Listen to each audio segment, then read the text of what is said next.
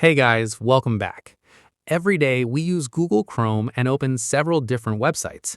But here's something most people don't know. Some websites can ask for permission to access information about how you use your device.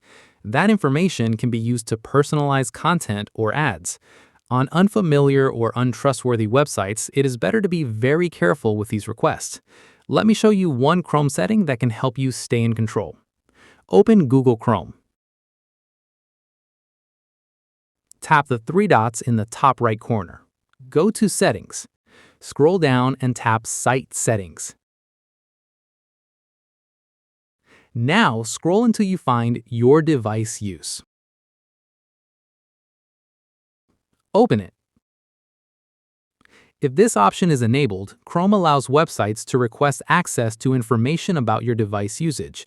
Technically, the website is supposed to ask for your permission first, but most people don't read these pop-ups. They just tap Allow or OK without thinking because they want to get to the website as quickly as possible.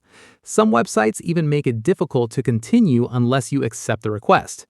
That is exactly why I recommend turning this option off. This gives you more control over what websites can request from your browser. If a website refuses to work unless you grant unnecessary permissions, simply leave that site and find the same information on a more trusted website.